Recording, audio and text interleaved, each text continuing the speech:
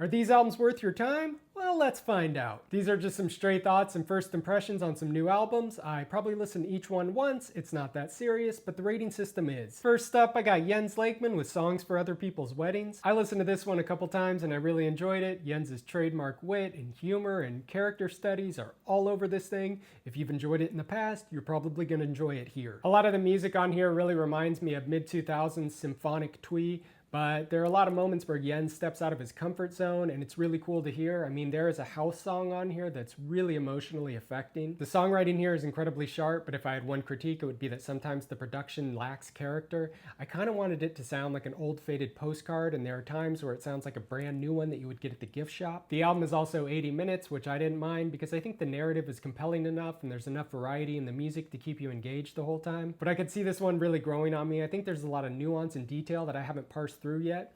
As of now, I'm going to give this one a 7.813594876. Next up, I got Xavier So Based with the Once More EP. The thing I like about Xavier So Based is his production seems to be informed by ambient and IDM textures that give more of a lightness to his work than his other contemporaries. Musically, the production just kind of winds in weird different directions. There's a really beautiful song, Uncomfy, with Osama Sun.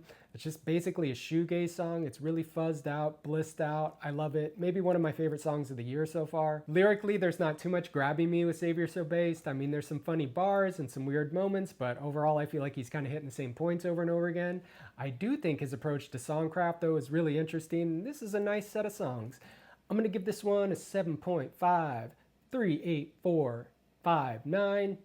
Next up, I got Frost Children with Sister. I think this album is a lot of fun. If you enjoyed the Bloghouse maximalism of like Mastercraft or Boys Noise in the late 2000s, you're probably not going to be disappointed here. Lyrically is when I started to check out from this album a little bit. I mean, it feels like they're going for these big anthemic songs, but sometimes that can lead to broader lyrics. I think I was more interested in hearing some writing that revealed a little bit more personality. That aside, I'm sure this album rips at a house party. I'm going to give it a 7.42379949. And last, we got Jade with That Showbiz Baby. I gotta be honest, I didn't finish this album. I kind of tapped out with 4 songs left. I just was not into it. I think it was around the song Midnight Cowboy when I started to think about Lady Raven in the movie Trap.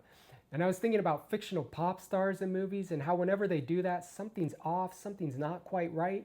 That's kind of the same feeling I was getting listening to this music. It felt like a fictional version of pop music, which is kind of a bummer. I did enjoy like a handful of those singles, so I'm gonna file this one under scrap for parts. Take your favorite songs, put them on a playlist, forget the rest of the album.